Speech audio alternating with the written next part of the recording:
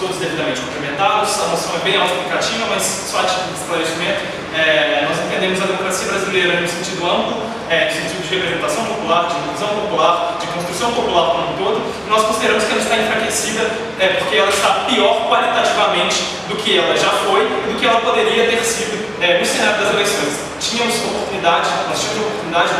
opções para ter tornado a democracia melhor do que ela é atualmente com a eleição de Jair Bolsonaro. Isso, mais uma vez, em termos de representatividade, inclusividade, construção popular em sentido geral.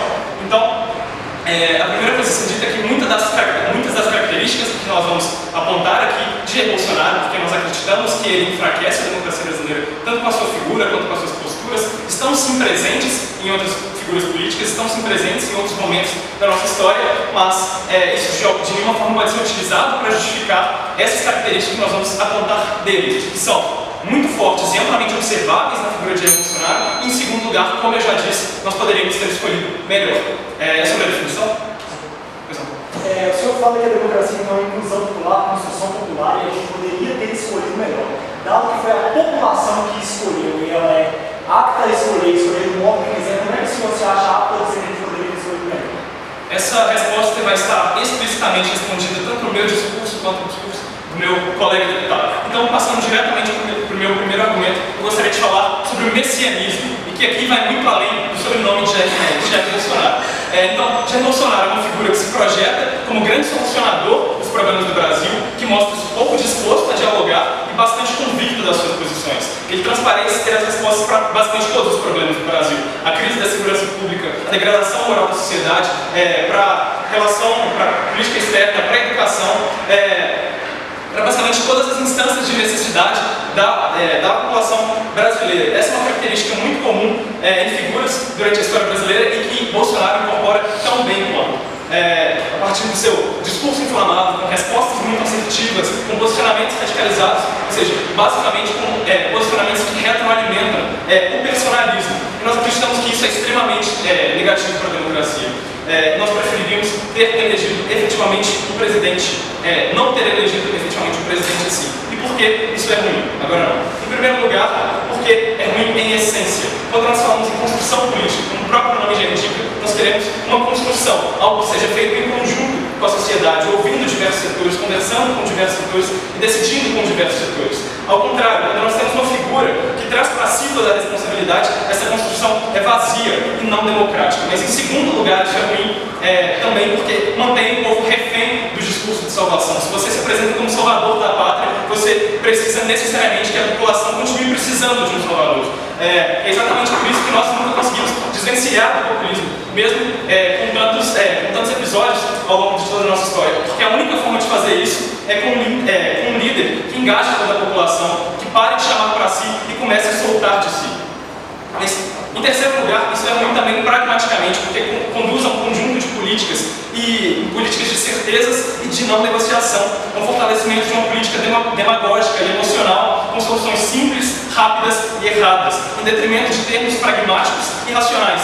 Ele acredita ter respostas prontas para todos os principais problemas brasileiros, em primeiro lugar, sem necessariamente conversar com a população, e em segundo lugar, sem necessariamente serem as melhores para a população. E não é porque a população te elegeu, e aqui respondendo ao seu ponto de informação, senhor deputado, que ela comprou todo o seu pacote de ideias e te deu carta branca para governar ao seu bel prazer. Portanto, todas as posturas de Bolsonaro, que tornam o seu governo menos democrático, dialoga menos com a população, dialoga menos, até mesmo com representantes da população, no caso o Congresso e o Senado. Bolsonaro não tem firmado um apoio sólido no Legislativo porque ele se recusa a negociar, ele se recusa a visitar, ele se recusa a encontrar e a dialogar.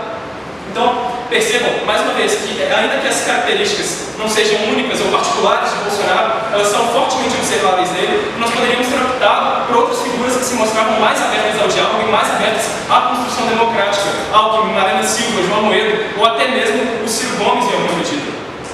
Mas passando aqui para o meu segundo argumento, não agora, que é a legitimidade do inimigo interno. Nós sabemos que frequentemente o extremismo se constitui com base no inimigo externo. Isso é verdade para a Europa, isso é verdade para os Estados Unidos, onde as figuras ultranacionalistas constroem uma narrativa de inimigo como um imigrante, aquele que ameaça a identidade europeia, a identidade estadunidense, que vem de fora para correr as bases da sociedade, as bases culturais e sociais do país.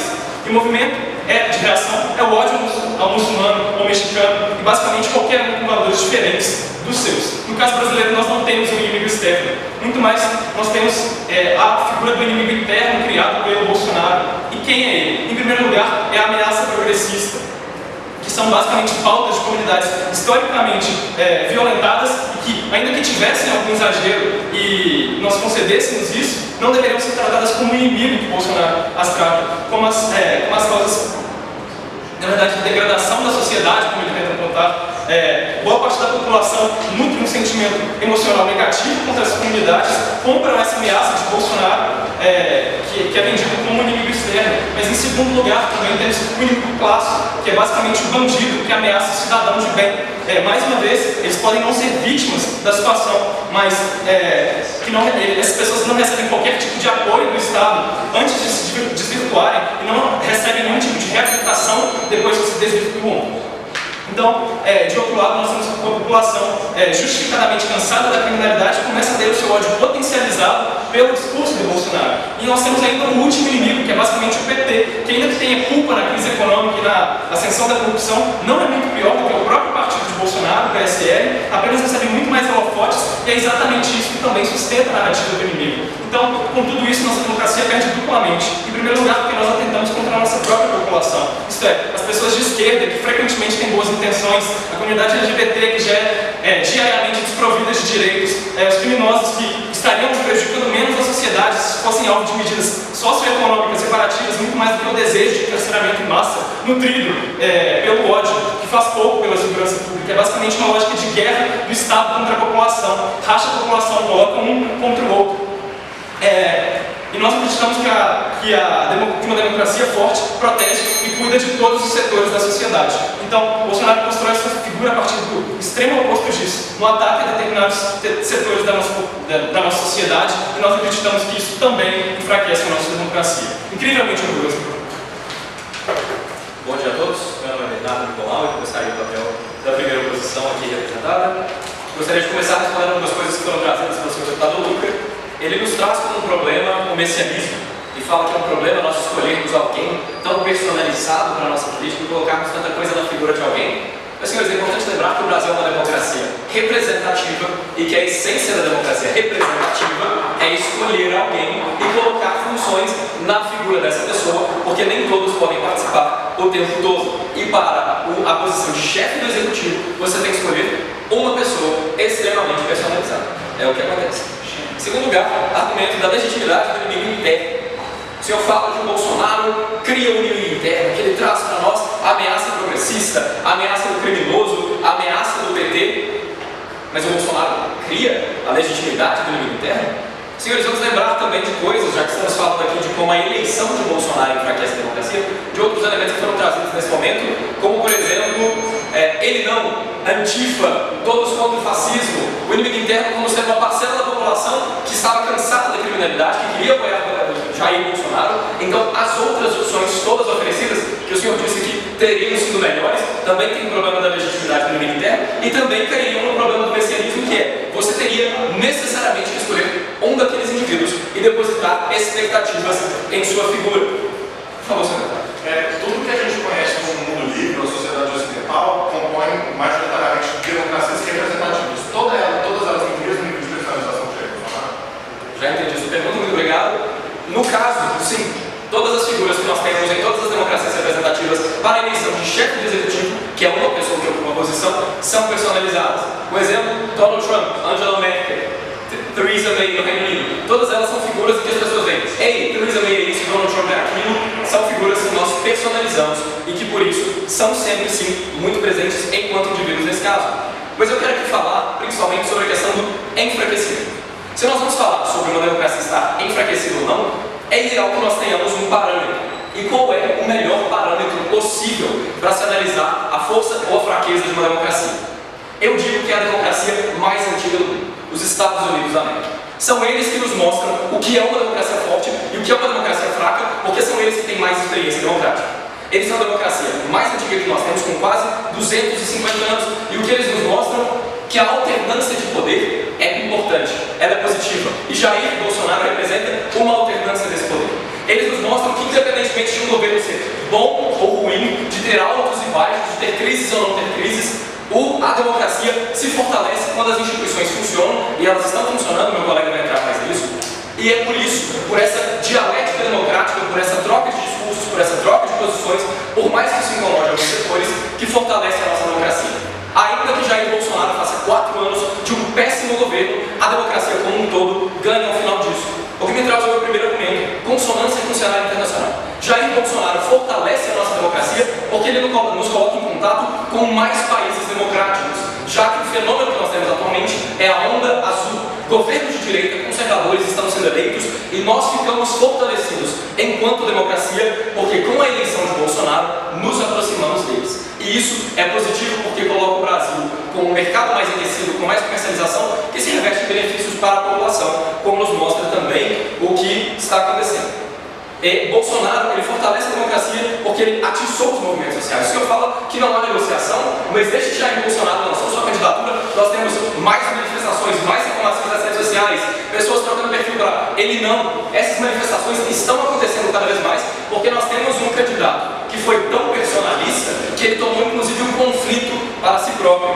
Ele atiça esses movimentos que se tornam mais ativos, que têm um palco melhor para falar, mas não só isso. Jair Bolsonaro engaja também a população. E ele engaja essa população por quê? Porque nós temos um presidente, aparentemente, inepto a estar nessa posição e por isso ele não é confiável. E se ele não é confiável, ele tem que ser vigiado. Isso faz com que a população se acostume cada vez mais a ter essa vigília democrática, essa presença nos espaços de discussão, nos fóruns, na elaboração de políticas públicas. Isso é positivo para a democracia como um todo, então ela se fortalece. Além disso, Jair Bolsonaro realmente talvez não seja o líder ideal, mas isso fortalece a nossa democracia. Por quê? Porque nos força a repensar qual é o nosso ideal de mundo. Se nós sabemos o que nós não queremos, que é no caso Jair Bolsonaro, nós começamos a pensar, ok, então o que nós queremos no lugar? O que seria melhor? Repensar o ideal de um líder nos faz, nas próximas eleições, inclusive pensar nessas possibilidades melhores, quem sabe um Amoedo em 2022, por exemplo. Isso é bom para a democracia porque nos força a pensar naquilo que nós queremos para o futuro, com base inclusive em erros do nosso passado. E Jair Bolsonaro também tem um aspecto excelente que fortalece a nossa democracia: o patriotismo, a valorização dos nossos símbolos, da simbologia brasileira. Nossa bandeira, nosso hino, Pátria Amada Brasil como hino do governo brasileiro. E isso nos mostra, diferentemente do que o senhor deputado Lucas tenta nos apontar, que os grupos, eles não estão sendo excluídos da participação democrática. Eles não estão sendo excluídos de estar no governo, de atuar, de ter suas causas ouvidas, de ter seus problemas atendidos. O que Bolsonaro está fazendo com o patriotismo, na verdade, é derrubando barreiras. Ele está nos mostrando que nós podemos ser grupos diferentes, ter origens diferentes.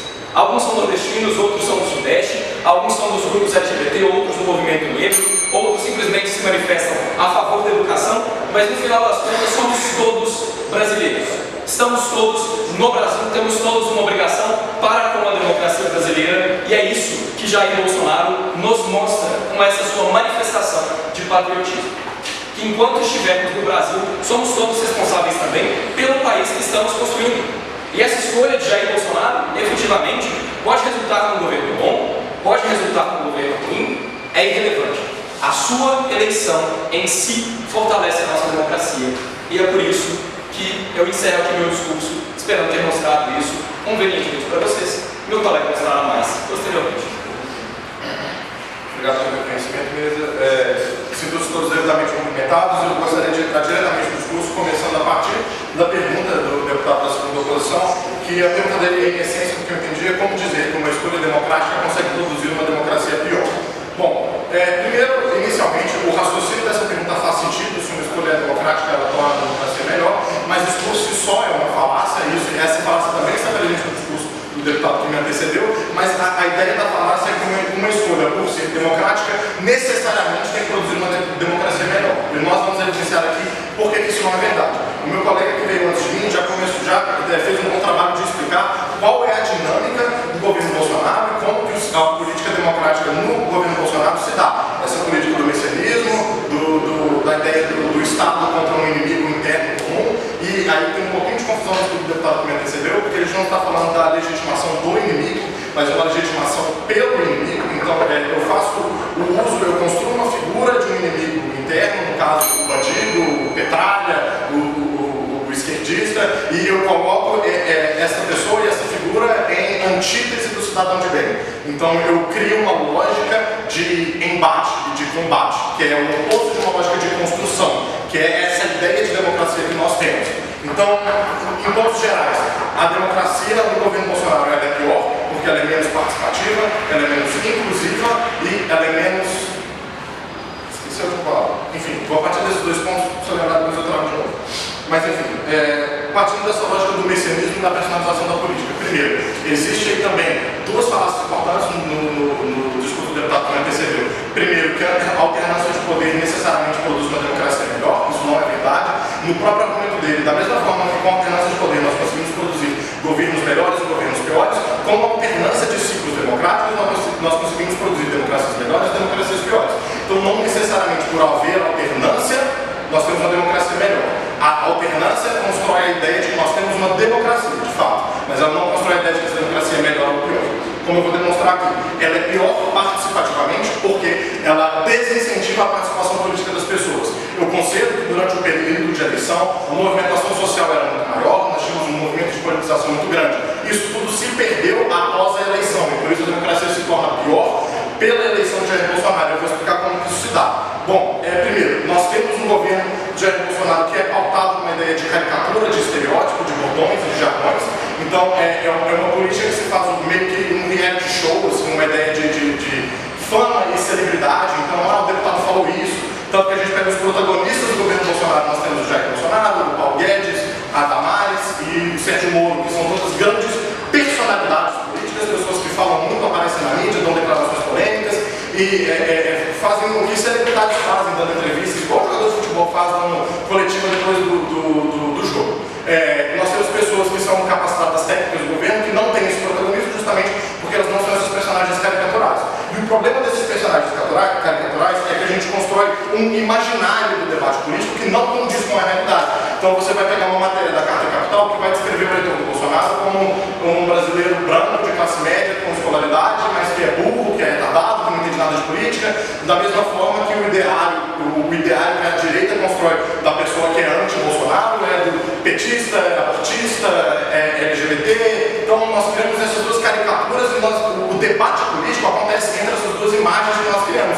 O cidadão de verdade, o cidadão médio brasileiro, a pessoa que vota na Haddad, a pessoa que vota no Bolsonaro, não representa essa caricatura na prática. Ela pode englobar um ou outro elemento que compõe essa caricatura, mas no geral elas não são isso. A definição delas não é isso. Elas são pessoas normais, que têm aflições normais, pragmáticas do dia a dia. E essas aflições normais, pragmáticas do dia a dia não vão para o debate, porque elas não são polêmicas, elas não geram esse círculo midiático que foi montado em torno do governo Bolsonaro. E por isso ele é menos participativo, porque nós construímos um imaginário da política que não condiz com a realidade. Então nós construímos durante o ciclo eleitoral uma ideia de que o governo Bolsonaro seria uma utopia, ou ele seria uma distopia, que ele seria ou o anticristo, ou ele seria o Messias, e nós vimos na prática que na verdade ele é só mais um político, que nada efetivamente está mudando. Nós não privatizamos os Correios por uma semana, nós não demitimos 800 funcionários públicos. Nada do que se imaginou que ia acontecer, de fato está acontecendo. Da mesma forma também do outro lado, nós não estamos vivendo uma ditadura. Então nós estamos num cenário onde ele é só mais um político. Ele não é a salvação da nossa política. E essa ideia de salvação da nossa política foi construída. Então, nós criamos uma expectativa que não condiz com a realidade e agora as pessoas estão novamente decepcionadas com a política. Então, pode ser que a campanha eleitoral de Jair Bolsonaro pode ter sido um surto de esperança democrática, de debate, de movimentação política, mas na prática ele só se tornou mais um. Então, se ele levou a expectativa antes, ele aprofundou a nossa depressão agora. Deputado. Eu queria que os senhores assumissem números, então, para falar de seu muito de imaginário e realidade. Então, nos digam o que é um bom presidente da defesa e um exemplo de um bom presidente na história. Tá, eu acho que não cabe aqui entrar no mérito disso, porque o debate se trata do governo de Bolsonaro, então eu não preciso te dar um exemplo do que é um bom governante, eu só preciso comprovar que objetivamente a nossa democracia era melhor antes e agora ela é pior por causa do Bolsonaro. Então, falando em termos agora de inclusão, voltando àquela lógica de construir um inimigo interno, agora nós temos uma política, da mesma forma que essa dinâmica caricatural se dá, uma política que só valoriza os dois extremos. Então, eu tenho a pessoa que está no extremo da direita, a pessoa que está no extremo da esquerda, e as pessoas que estão no meio, elas são de midiático. Então, as pessoas estão menos incluídas na política porque elas não são contempladas na política, porque elas não estão encaixadas na caricatura que foi construída desses imaginários, desses setores da política. E nós temos pessoas que são ativamente excluídas da política mesmo, no sentido propriamente dito. Nós não temos mais pautas LGBT correndo no Congresso, nós não temos mais pautas de aborto, de legalização das drogas, todo esse tipo de pauta que representava demandas reais da sociedade, agora estão excluídas e jogadas de lado, porque elas não são interessantes para as caricaturas que nós construímos. As duas figuras que nós temos debatendo no Congresso.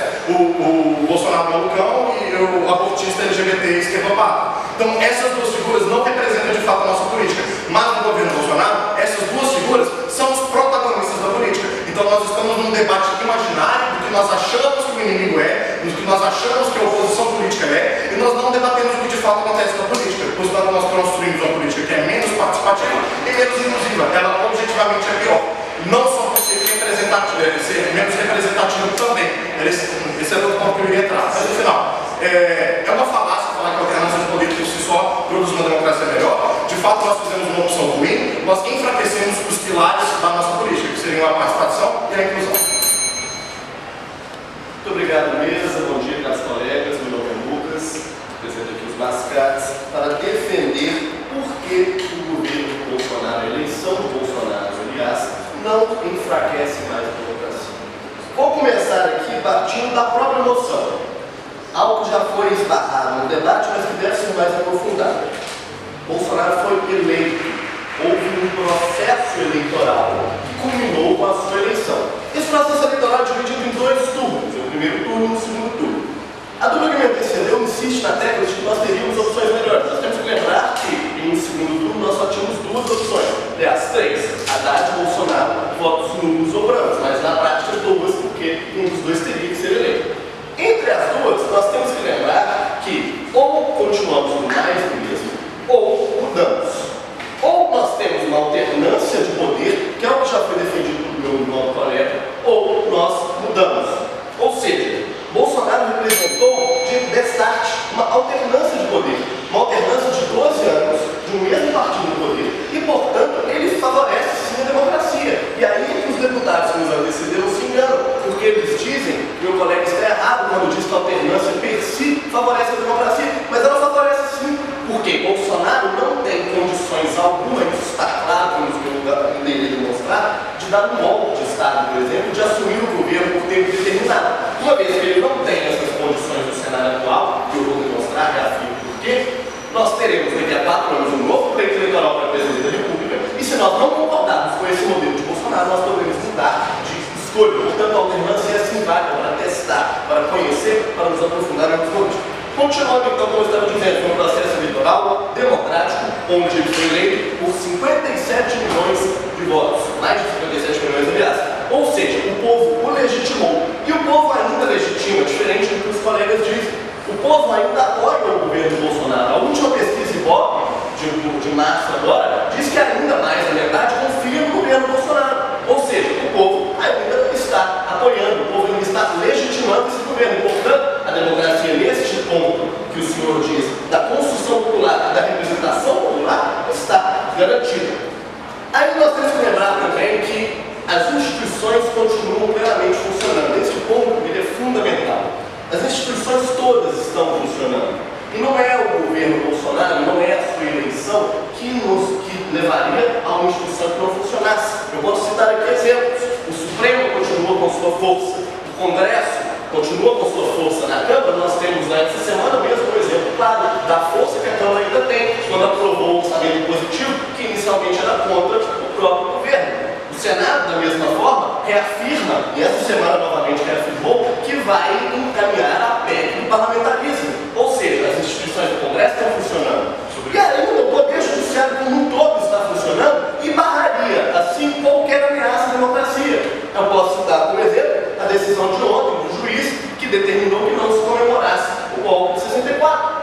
Ora, se nós temos uma instituição funcionando, o Poder Judiciário atuante, qualquer ameaça estaria e está sendo controlada, portanto, não está sendo enfraquecida a nossa democracia. O senhor reconhece que personagens antidemocráticos podem ser democraticamente eleitos, como Fujimori foi no Chile? Voltarei no ponto, deputado, assim que responder o novo primeiro lugar, 39% da população confia em Bolsonaro, 15 pontos percentuais a menos do que no início do seu mandato. Mas, em segundo lugar, por que a bancada de oposição desconsidera outras figuras como possíveis para alternativas? Deputado, a questão não é que nós não desconsideramos. A questão é que, como eu falei, nós tivemos um processo eleitoral onde nós tivemos que escolher. Nós poderíamos escolher mais do mesmo, ou nós poderíamos escolher alternar. Escolhendo alternar, a democracia está forte pelos próprios exemplos de definição de democracia. O deputado já disse e que eu já respondi. Agora sim, respondendo ao colega, continuando então, um outro argumento. Já foi também esbarrado, mas que deve ser melhor elucidado. É questão de Bolsonaro ser uma figura caricata, personalíssima.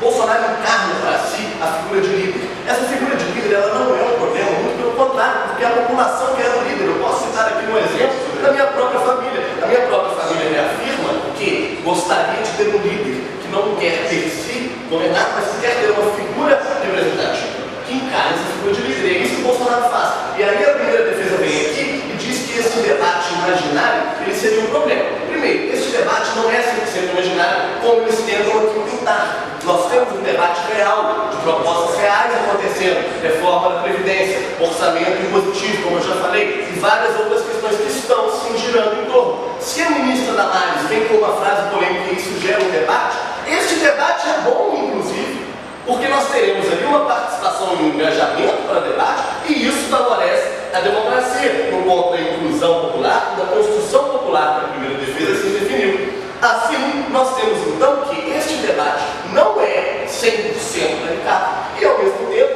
ainda que em alguns momentos ele o seja, ele é bom que assim o seja, porque leva ao engajamento. Além disso, nós temos que lembrar também, deputado que me perguntou, que o Executivo assume esse papel único. No Congresso, nós temos 563, se não me engano, 83 parlamentares ao todo, contando Câmara e Senado. No Executivo, nós temos o Presidente da República e seus ministros, mas principalmente o Presidente da República, quem todos conhecem, quem todos referenciam. Assim, é natural que ele tenha essa figura caricata, ele tenha esse papel de liderança. É natural e é esperado que assim o seja. O deputado não vou reconhecer mais pontos. Continuando então, nós temos que lembrar que Bolsonaro, ele reforça o debate público por meio das suas redes sociais. As que são muitas vezes atacadas, na verdade, são aonde a população está. Ou seja, como a definição foi que a democracia teria que levar também a inclusão popular, como incluir a população, indo até a população, conversando com a população. E ainda que eles neguem, Bolsonaro faz isso muito bem, faz isso como nunca antes foi feito nesse país, porque ele está diariamente nas redes sociais, Twitter, Facebook. Ele está ali com seus eleitores, mas está ali com seus não eleitores, porque ele também responde e interage, ainda que gostem ou não das respostas, os que o criticam nas redes sociais. Basta olhar no seu Twitter e verá diariamente pessoas o criticando e ele respondendo a essas pessoas. Ou seja, ele está levando o debate, e esse debate está associado também ao engajamento que já é presente, como o deputado Mendonça Dupla já pontuou aqui dentro. Por fim, nós temos que lembrar também que o diálogo está favorecido por um Congresso, diferente do que a dupla disse. Primeiro porque nós temos, pela primeira vez em muito tempo, um deputado que foi eleito presidente, e nós temos também os seus filhos que estão lá dentro fazendo um diálogo direto com a população, assim como os órgãos de imprensa reconhecem. Os filhos dele representam ele lá dentro, e isso é bom porque mantém o diálogo. Os senhores estão errados ao afirmarem que não há diálogo. Muito obrigado. Uma boa tarde a todos, sintam-se bem cumprimentados. Eu vim aqui dizer que nós não estamos discutindo se Bolsonaro é o fim da democracia, se ele vai acabar com ela. Nós estamos defendendo aqui que ela está enfraquecida em algum grau pela eleição livre. Eu vou começar aqui trazendo algo que não surgiu no debate, que são sinais claros de que está enfraquecendo a democracia. Não vou entrar no mérito se o povo está querendo isso ou não.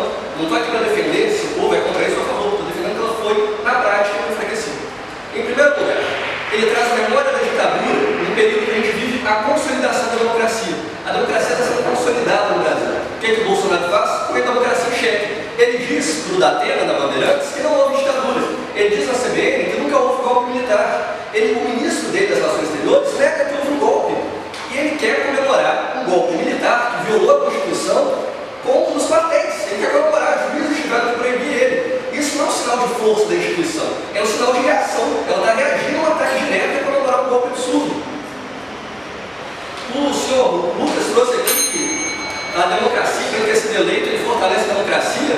Leva engano. Antidemocráticos são eleitos várias vezes, como Fujimori foi no Chile e logo depois fechou o parlamento, porque o parlamento não estava concordando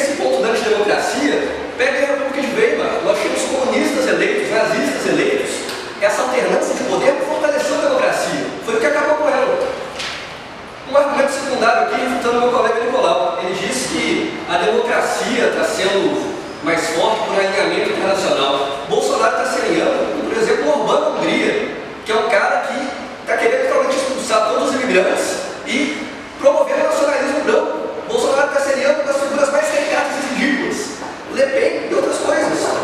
E, por exemplo, ele não está se alinhando com a China. O senhor falou de ganho econômico. Que ganho econômico tem que ele não quer negociar com a China? Que ganho econômico tem que ele não quer negociar com os países árabes? Isso é um argumento completamente absurdo que o senhor tenta trazer. Eu trago também a ONU denunciando o Bolsonaro por essa comunicação do golpe militar, acho que isso é um sinal bem claro. Isso me leva ao segundo ponto. Bolsonaro representa uma falha do filtro político. No livro Como as Democracias Morrem, dois professores de Harvard trazem essa questão da importância dos partidos políticos. Eles devem filtrar candidatos radicais para que a gente tenha candidatos moderados com compromissos democráticos no nosso país.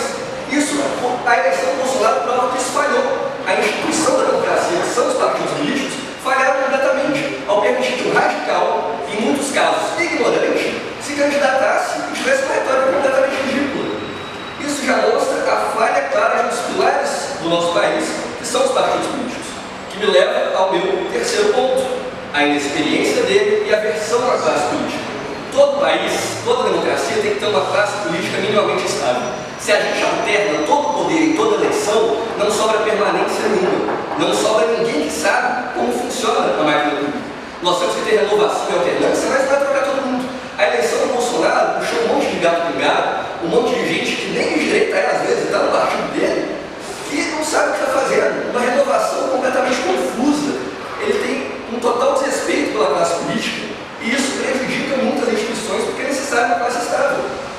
Me leva ao quarto ponto. Ele promove uma direita caricata. Por muito tempo a gente teve sim uma hegemonia de esquerda e faltou uma direita no Brasil. Agora tem essa direita. E o que essa direita faz? Defende o valor profissional? Não. Twitter Golden Shower. Essa é a direita que surgiu no Brasil. O Bolsonaro mostra a democracia mais fraca porque ao invés de trazer uma direita forte para o debate, trouxe uma direita ridícula, olavista, que defende coisas quase completamente ridículas. Aí eu vou para o meu quarto ponto. Meu quinto ponto, na verdade, também baseado em como as democracias morrem, que são os 4 sinais de comportamento autoritário que abalam as instituições democráticas em algum modo. Primeiro, rejeição das regras democráticas do jogo. Nós vimos inúmeras vezes Bolsonaro questionando a legitimidade de urna, Bolsonaro dizendo que as eleições poderiam estar sendo manipuladas, que ele não devia estar concorrendo com as pessoas, que ele não confiava em pesquisa de opinião, não confiava em metodologia nenhuma, que ele confiava era no apoio que ele tinha. Já é o primeiro sinal. E o compromisso débil também que ele tem com elas. Segundo, negar a legitimidade dos oponentes políticos. Isso é bem claro. O sinal claro, Lula Haddad. Ele falava para o Haddad não como se Haddad fosse o candidato, como se fosse o poste do presidiário. Ele negava que o Haddad tivesse que ter legitimidade para estar concorrendo com ele.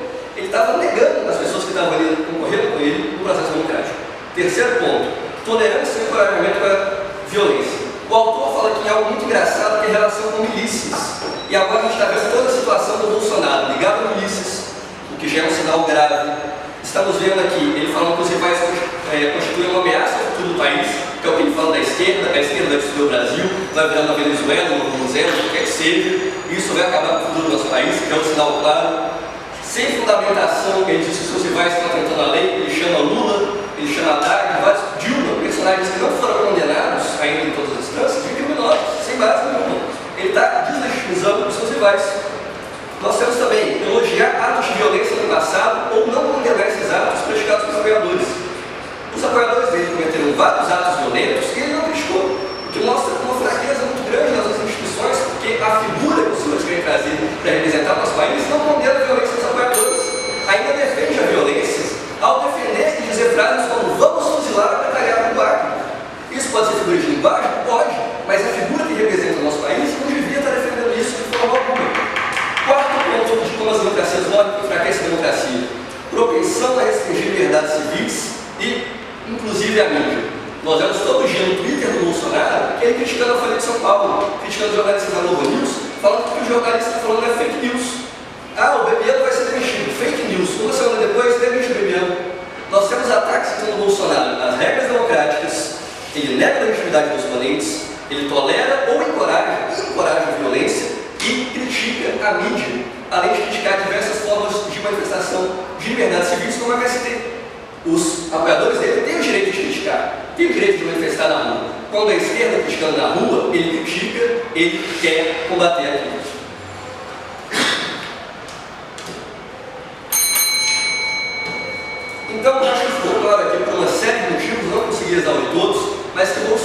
pode não ser o fim da nossa democracia, mas com certeza ele enfraqueceu. Ele enfraqueceu porque ele atacou pilares fundamentais, porque ele trouxe toda uma retórica, uma crítica que não é construtiva, é crítica de pé, pura violência. Muito obrigado. Meu nome é Renato Ribeiro, eu moro aqui no Senatus hoje, onde nós temos um blog de debate simultâneo da comunidade histórica do Brasil.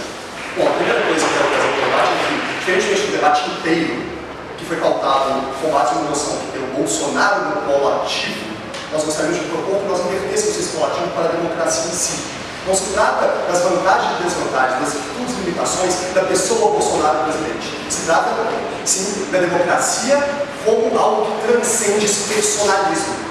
Grande parte das críticas que foram feitas são críticas que se pautam justamente pelo caráter messiânico, patriarcal do Bolsonaro, esse caráter que tem de tirania, que marca o sebastianismo brasileiro, Getúlio Vargas, vários ícones da história presidencialista brasileira. Mas vocês repetem esse trauma quando vocês colocam novamente a presidência da República, especificamente por Jair Bolsonaro, no relativo da moção e deixa debate, deve ser democracia. Democracia, acima de tudo, não foi colocado no debate inteiro. Participação, diversidade. Democracia não nasce pronta, democracia é forjada. E ela é forjada a duras penas, no decorrer da história, ela nunca está pronta. O que define democracia, então, é o valor máximo desse debate? O processo de aprendizado democrático. É o enfraquecimento ou fortalecimento desse processo de aprendizado democrático que está em jogo. Não participação. Participação é parte desse aprendizado. O valor máximo que está sendo debatido é justamente o aprendizado. Queremos demonstrar que, do ponto de vista da democracia, a partir das pessoas que a democracia é um processo de aprendizado democrático, ela claramente foi fortalecida por esse evento e está sendo fortalecida e eu falo dos fatos concretos só comprovo. Temos duas teses básicas que são de que existem transições frágeis. Eu vou responder no final, tá conectado, pode esperar. Transições fracas de democracia acontecem quando você sai de ditaduras, processos traumáticos tirânicos e você não os resolve, não resolve os dilemas que ficaram adormecidos na sociedade. O que deve acontecer nesses casos, como aconteceu no Brasil pós-88? Aconteceu que os movimentos ideológicos partidários brasileiros ficaram erráticos. Isso é um sinal de uma democracia precária, em risco constante de se perder em autoritarismos e totalitarismos. O contrário dessa alternativa é uma transição forte de democracia, que demanda tempo, demanda amadurecimento, demanda custo, demanda esforço. Essa transição forte que finalmente está acontecendo agora, não só com o evento Jair Bolsonaro, mas com uma cadeia de eventos que vem desde as manifestações de 2013 até o impeachment da Dilma e agora com o Bolsonaro. Essa transição forte é marcada não por movimentos erráticos, mas por um rumo definido, o enfrentamento frontal a questões que marcam a vida e a existência de uma civilização, como é o caso da civilização e da nação brasileira. O que aconteceu no Brasil em 1964 é que nós recalcamos a direita. E a defesa confessa isso. Ela confessa que até Bolsonaro não havia direita no Brasil. Muito obrigado por confessar, deputado. Por quê? Porque nós jogamos essa direita para baixo do tapete. Porque o nosso trauma com a ditadura, com toda a razão, foi tão grave que nós não poderíamos conviver civilizado e conscientemente com ele. É claro que nós recalcamos tabus. O problema é que os tabus, se eles permanecem recalcados por tempo demais, eles explodem da pior forma possível, como totalitarismos. Então, quanto mais nós adiássemos Bolsonaro, pior seria para a democracia brasileira. É imprescindível que ele ocorra agora, porque Bolsonaro é um episódio histórico. Ele não é um presidente sendo julgado por suas virtudes e limitações. Mais do que isso, é imprescindível que nós tiremos o quanto antes, como nós tiramos com Bolsonaro, os nossos esqueletos do armário, que nós enfrentemos de frente os nossos espectros que marcam a democracia brasileira desde a ditadura. Mais do que isso, é imprescindível que nós façamos isso para poder moldar onde nós equilibraremos esquerda e direita, eliminando os extremos, eliminando os excessos. Sem lidarmos esses traumas do passado com esse recalque da direita, nós não podemos fundar o futuro que todos concordamos que nós vamos fundar. Mas esse futuro não é só alternativa de um outro presidente como coloca a defesa. Até como coloca a primeira oposição, um Amoedo, uma outra alternativa de eleger alguém melhor. É refundar, ou fundar pela primeira vez, talvez, uma visão de civilização brasileira para o futuro. Só desativando o passado, e só se desativa o passado lidando com ele de frente, nós conseguimos ativar uma possibilidade de discutir o futuro. Então, para isso a gente precisa fazer um assassinato do pai tirano, que é o que as civilizações primitivas fizeram durante a história inteira, que é o que Zeus faz com Saturno. Você precisa matar o tirano original para poder refundar uma nova ordem. Jung fala disso e é engraçado, porque nós só matamos o pai tirano brasileiro quando ele se tornou uma matriarca, que é a Dilma. Então, essa transformação da Dilma nos mostrou que o patriarca brasileiro resolveria todos os problemas, na verdade, uma mãe que nos mima. E essa é justamente a imagem de Jung. Nós precisamos de nos libertar dessa mãe que nos dá tudo na vida, desse patriarcalismo brasileiro, para fundar algo que é autônomo e responsável, algo que nós forjamos com nossas próprias mãos. E é justamente isso que nós fizemos com o impeachment da Dilma. E vejam que esse é o grande mérito da fundação dessa nova ordem. Porque o impeachment da Dilma coloca o Bolsonaro numa situação que nenhum presidente nunca antes teve, que é uma situação de refém da população. Bolsonaro não vem só como Bolsonaro, ele vem com o curso de um processo histórico que não só impeachment a Dilma, mas prendeu 2 dos presidentes recentes, que são Lula e Temer. Essa prisão coloca o Bolsonaro limitado a fazer muitas das coisas que aconteciam antes. Então isso é necessariamente um aperfeiçoamento da democracia, não uma restrição. Os ganhos são evidentes e já aconteceram. Mais do que isso, a nossa visão coloca como inequívoco o ganho. A gente não precisa que se confirmem as propostas de reforma, que se confirmem as vantagens e desvantagens do governo Bolsonaro. Aconteçam ou não, elas já aconteceram. E a defesa confessa também que Bolsonaro já comprovou que ele não vai exigir os direitos fundamentais. Que apesar do que a esquerda temia antes da eleição, ele não vai perseguir minorias LGBT. A gente tem uma série de instituições para isso. E o aprendizado democrático passa por confiar nelas. Agora, vejam que o recalque ao qual me referia, ele se manifesta e se comprova justamente pela reação da esquerda antes e depois da eleição do Bolsonaro. Essa reação estomacal de passionalidades que não conseguem lidar com o fato, como foi a eleição do Trump nos Estados Unidos, como é a eleição do Bolsonaro no Brasil, que as pessoas sentem dor, elas simulam suásticas em seu braço, fazem com que elas, na verdade, estejam manifestando um recalque que elas não conseguem lidar conscientes pesadamente. A eleição do Bolsonaro, ela confirma que nós podemos conseguir lidar. Pois vamos lidar da primeira posição. Você citou vários exemplos análogos ao Bolsonaro na nossa história, na questão do sebastianismo e tal. Isso não é um exemplo de que a gente, na verdade, não está aprendendo nada, a gente só está repetindo a nossa história, a democracia está pior por conta disso. O senhor mesmo colocou que o debate inteiro era sobre a questão de que basta que nós comprovemos na oposição que a democracia de agora, fundada nessa ordem bolsonarista, é melhor do que a democracia anterior. A democracia anterior são os princípios todos que eu dei. Se a democracia anterior era colocada por FHC, Lula, Dilma e Temer, essa é a nossa base de comparação colocada pela própria primeira defesa. E para mim é nítido que é uma superação e que é um aprendizado. Até porque a defesa da segunda parte concordou que fundamos a direita no Brasil. E se nós não estamos tendo efetivamente excessos, esse é o aprendizado histórico mais importante. Então o que nós fundamos pela primeira vez é a possibilidade de um futuro, de uma visão de uma civilização brasileira. Por quê? Porque nós estamos finalmente lidando com o nosso recalque de forma consciente e civilizada. Bolsonaro é fruto de um sacrifício do patriarcalismo brasileiro. O oposto precisa ser sustentado durante toda a bancada de defesa. E mesmo que ele tenha esse risco, demonstramos com as instituições e com a confiança nelas que nós estamos preparados para controlar esse risco. Essa é a tese da segunda posição. Muito obrigado. Bom dia a todos. Eu começo aqui o segundo momento da minha vida contando para vocês por que o Bolsonaro está sim enfraquecendo a democracia. Para mim, até então, o debate tem conseguido provar dos dois lados que ele tem enfraquecido. A questão é que aqui estão dizendo que foi um nível menor e aqui foi um nível maior. Mas ambos estão corroborando a afirmativa de que o Bolsonaro está sim enfraquecendo a democracia. Nós começamos com o primeiro duelo, que foi messianismo versus representatividade. A primeira defesa traz a ideia de que o Bolsonaro traz solução para todos os problemas, não seria legal, porque ele vai fazer dos eleitores seus reféns, ele nunca vai deixar eles buscarem os seus próprios objetivos, porque ele precisa sempre que existe uma necessidade para que ele consiga saná-la. E isso vem na primeira posição falando, mas isso é da representatividade, ele se elegeu, então assim, se ele foi eleito democraticamente, teoricamente ele é democrático. Isso vai ficar, inclusive, muito incoerente com o PI do meu colega João Vitor, que não foi respondido quando ele pergunta se figuras antidemocráticas podem ser eleitas de forma democrática. A resposta é que sim, o Bolsonaro está aqui, porque existem líderes bons e líderes ruins, não só porque eles são líderes, eles são democráticos. Fica aí o primeiro empate. Depois a gente vem da democracia para a democracia, a gente está no país de futebol, vou fazer para vocês uma analogia com o futebol.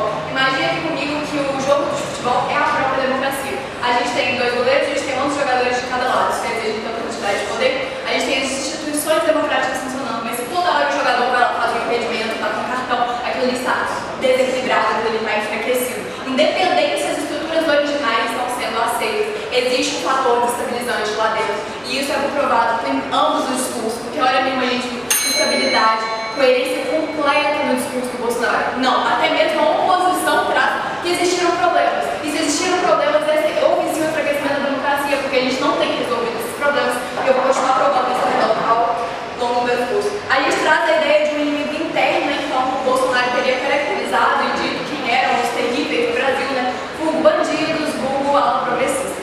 Isso vai vir de forma muito explícita no discurso do João, quando ele vai falar do debate por debate. Que não basta só conversar. Falar bobagem não acrescenta. Ah, mas o Bolsonaro fala no Twitter. Ah, tudo bem, a última Twitter dele que eu vi ontem foi a Folha de São Paulo, foi longe demais. Nossa, realmente a democracia movimentou horrores com isso. Tá só testando de lacração no Facebook. Conversa de boteco. Isso não adiantou em nada. E não é porque quando isso chega no discurso do Renato com a ideia de que o Bolsonaro está relembrando fatos do passado que devem ser realmente, a gente tem que entender que tem que matar o líder e tal. Aí ele faz isso como? Vamos comemorar o golpe.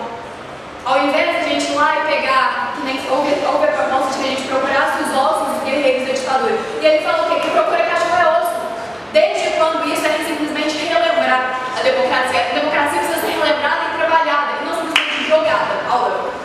Obrigado, você está com o mesmo discurso, como é o caso dos Estados Unidos. Há governos bons, ruins, altos, baixos, isso é bom para a democracia nessa dialética. Então, no caso do governo Bolsonaro, por que isso seria? Por que isso mostra Porque nem quando a legitimidade é boa por si só. Quer dizer que então se o João chamou um líder novo, ele é bom, independente do que ele fizer. Se ele pisou ali, eu sou nova ou burra, eu sou ótimo. Não, né? A pessoa tem que mostrar porque ela veio, não adianta só vir. Você falou assim, vai, não precisa ter campanha eleitoral, não é só mandar a coloca qualquer um de novo. Então, continuando. A questão, o Renato falou que a gente tem que pedir por confiança, né? A gente tem que acreditar nas instituições, e mesmo porque ele está falando que não vai suprimir direito fundamental, eu quero que você fale isso para um gay, entendeu? Que ouviu ele falando que ele preferia ter um filho dele morresse ao invés de seguir. Eu acho muito difícil alguém confiar nessa situação.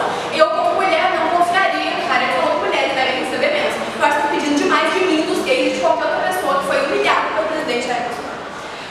Partindo dos nossos pontos, João vem com uma ideia muito legal de como que essa memória da ditadura vem de forma totalmente danosa, em um momento de consolidação do momento democrático, de forma que ele poderia, como pessoa, ter essa colocação. Ele, como pessoa, Bolsonaro, eu estava ok se ele falasse isso, mas ele é o presidente. Ele está representando o país. E como o país ele tem que ser a pessoa que está representando as pessoas que dão intimidade para qualquer uma delas. Ele não pode chegar e exprimir algo que é pessoal como o valor de um presidente. Ele esqueceu que ele assumiu um cargo e a partir do momento que ele quer transmitir segurança, ele não pode trazer o que o João fala, essa ideia de medo. Ele tem que ser, sim, uma espécie de confiança, como o Renato diz, mas é impossível nesse cenário. Nesse sentido, a gente vai falar. Foi falado muito sobre os entes externos, isso começa no discurso do Bernardo, o João rebate ali e eu trago mais exemplos. A gente pega o economista, o Robert Shiller. Ele, em Davos, da Suíça, ficou envergonhado pelo discurso do Bolsonaro por ter falado que ele tinha medo do que ele era. A gente pega o Fabião Salvioli, imagina a humilhação do relator especial da ONU ter que ir lá contar para o presidente que ele não pode comemorar um golpe. Tipo assim, olha o nível que o negócio chegou. Da ONU tem que chegar e falar, então, morreram 8 mil indígenas, 434 políticos no seu país por conta disso. Então você vai falar assim, não comemorasse. Olha o nível que chegou a coisa. E aí a gente pega o final do discurso do João, que a gente pega sobre o histórico político do Bolsonaro. O cara é simplesmente recordista em representação no Conselho de Ética. Ele conseguiu gerar confusão em tudo que ele fez. E o Ministério Público, ele está no Ministério Público por apologia à tortura. Sem falar da quantidade de casos dele que a gente leria da Câmara. Esse é o histórico de Jair Bolsonaro. Esse mesmo que trouxe um monte de gato pingado quando foi eleito pelo PSL. Essa é a figura que vocês estão dizendo que não enfraquece a democracia em nenhum nível. Obrigado, senhor deputado. A senhora fala que a alternativa da democracia, a pessoa tem que mostrar que veio, mas uma vez que estamos falando da eleição e não do governo de Bolsonaro como enfraquecimento da democracia, como é possível ele mostrar que veio por sua eleição? Não, mas a eleição implica que ele vai governar depois. Não é simplesmente chegar e eleger. A gente elege para governar depois. Não é disso. Mas então a gente vai para o fechamento e vem quando o João vem e bate e fala. Então, enfraqueceu, não foi pouco não. Inclusive, o autor do livro Como as Democracias Morrem, ele afirmou que o Bolsonaro se enquadra na tese, que a democracia está correndo contra o Bolsonaro. Porque quando ele fala sim, ele rejeita as regras democráticas do jogo. A partir do momento que ele não confere legitimidade para a sua população, ele não dá conforto para a sua população.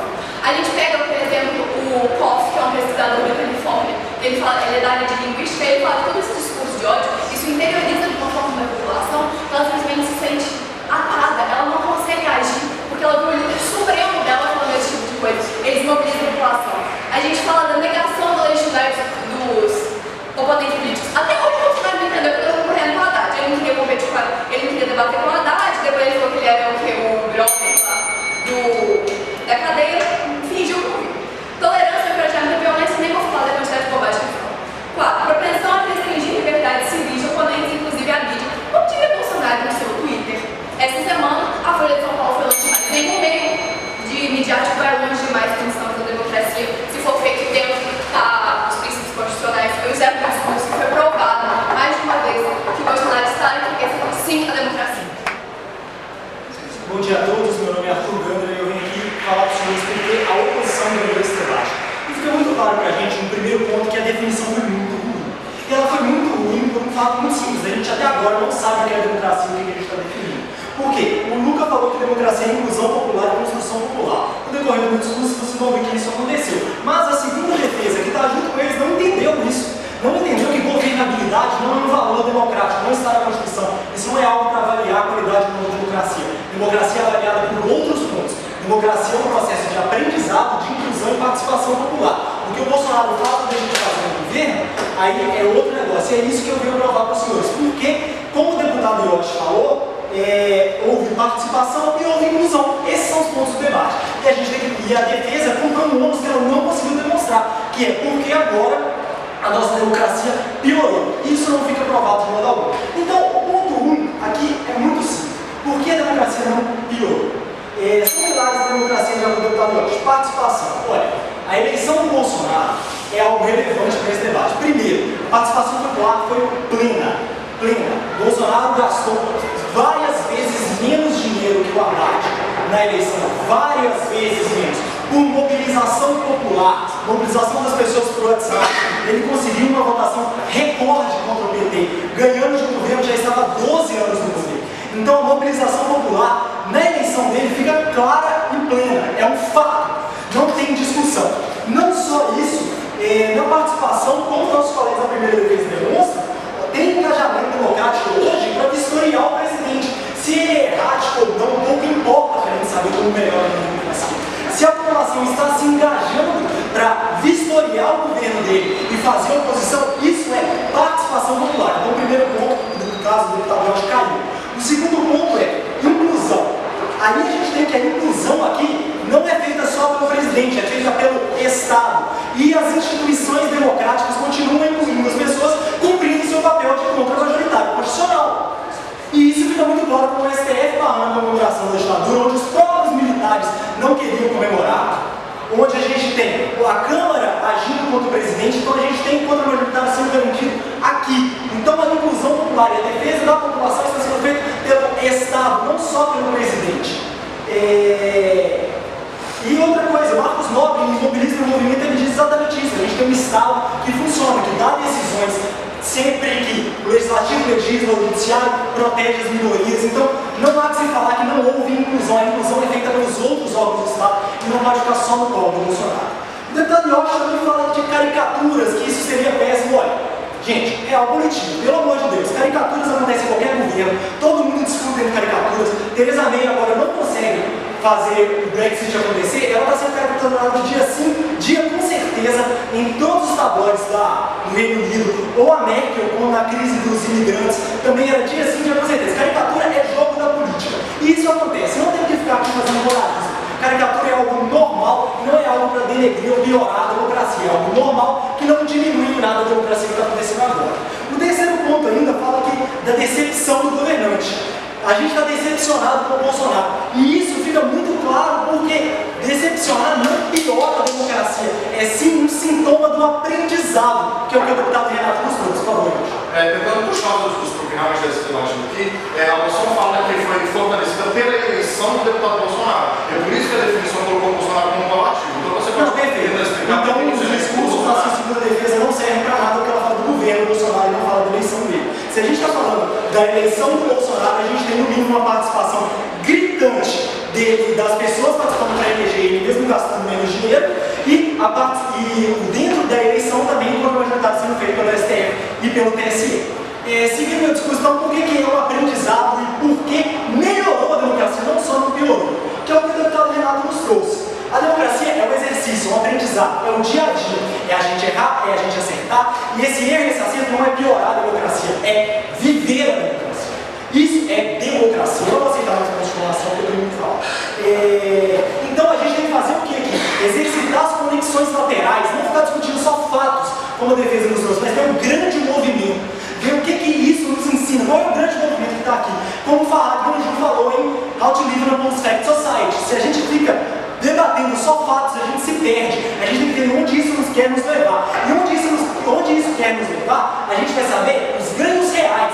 E os ganhos reais aqui não estão só numa análise pragmática, mas saber o que a gente perdeu. É o custo de oportunidade que a gente teve de não discutir a direita e a ditadura e todo esse estereótipo que o Bolsonaro representa hoje. A democracia é o aprendizado, é a dialética, é a desculpa. deputado Renato nos trouxe mata esse debate de cima e baixo, porque se a democracia é um processo, a gente tem que tirar a direita de debaixo do tapete, colocar ela no holofote e moldá-la, discuti-la, ponto a ponto, entender por que aquilo é ruim, por que aquilo é bom, ver quais são os sinais positivos e os sinais negativos e construir essa nova direita que a esquerda jogou para escanteio durante seus 12 anos de governo, não a aceitando. O deputado João vem e me fala de por que as nações fracassam. E a partir do momento, vocês não falaram hoje por que as nações fracassam? Porque as nações morrem, tudo bem. Mas um dos pontos do porquê as nações morrem serve que não reconhecer o outro lado. E a partir do momento que a defesa não reconhece o Bolsonaro como um objeto de aprendizado da democracia, eles estão sendo antidemocráticos por essência, dentro dos próprios termos do deputado João. E seguindo, democracia não é matemática. A gente não pode ficar avaliando só o governo. Por quê? O deputado Jorge se privou de comprar o ônus de demonstrar que seria um bom governante. Isso fica claro mostrando o problema da definição deles. Porque a gente não sabe até agora o que é um bom governante e a gente tem que discutir o fato se o Bolsonaro é uma pessoa legal ou não. Olha, eu decido com todas as palavras, o Bolsonaro é uma pessoa péssima. Só que ele é um governante legitimamente eleito que vai nos ensinar a avaliar a direita, ver o que é bom, ver o que é ruim, construir essa direita que estava embaixo do tapete e colocar no centro, tirar os esqueletos do armário. Não fazer mais uma transição fraca, igual a gente fez pós-ditadura, mas sim colocar o holofote, confrontar os nossos demônios e colocar a democracia como um aspecto de aprendizagem ativo, onde cada um enfrenta, disputa e constrói cada palmo da teoria política e da disputa política no Brasil. Muito obrigado.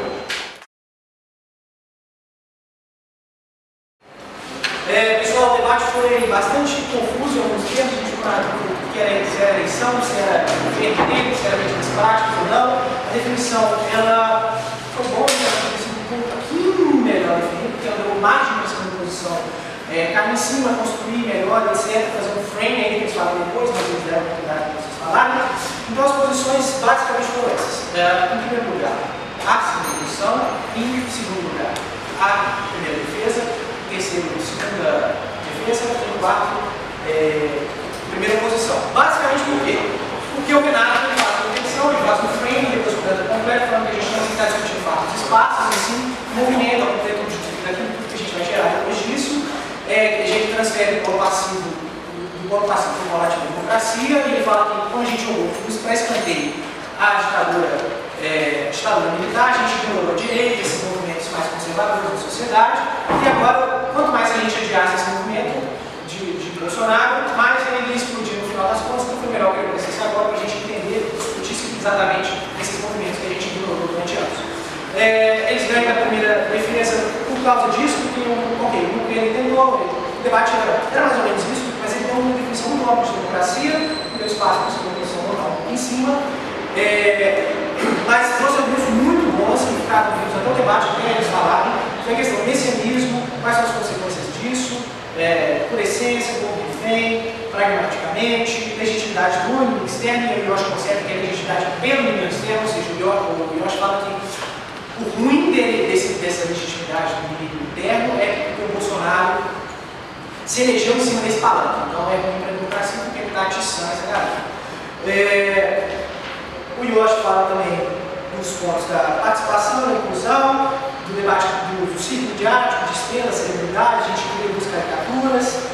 Isso é bom porque ele prova que a gente está afastando o verdadeiro perfil do cidadão brasileiro do debate político. Isso aparece na sua posição para tentar dar um resultado, beleza?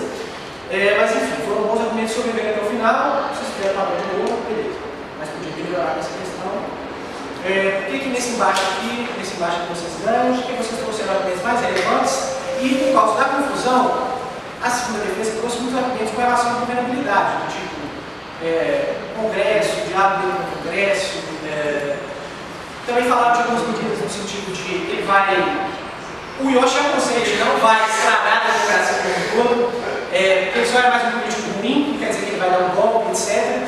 Vocês falam, tipo, a população LGBT, se vai mudar da Laís, mas eu senti falta de medidas concretas do governo dele que comprovasse o plano de vocês, porque o que me parece que ficou no debate é que ele é só um péssimo presidente, vai falar uma palavra, e ele não vai ameaçar de fato com medidas concretas de governo, até porque a oposição e a segunda oposição no momento das questões de porque o presidente, as outras instituições estão trabalhando. Por que nesse embate aqui vocês acabam levando? Porque o João trouxe bons argumentos em comparação com a primeira oposição. Basicamente, deixa eu pegar aqui, o João traz a questão. O João traz alguns argumentos que foram um pouco fora do escopo, mas ele traz. Refutando um pouco da alternância, que a alternância vai trocar tudo, o Bolsonaro trouxe uma regulação confusa que piorou o regresso. Ele foi enxergar alguns mecanismos, ele fala mal dos candidatos, imprensa, etc. Crítica à imprensa, os movimentos sociais, ele atiça essa galera. Memória da ditadura, o Renato dá um invertido nesse argumento.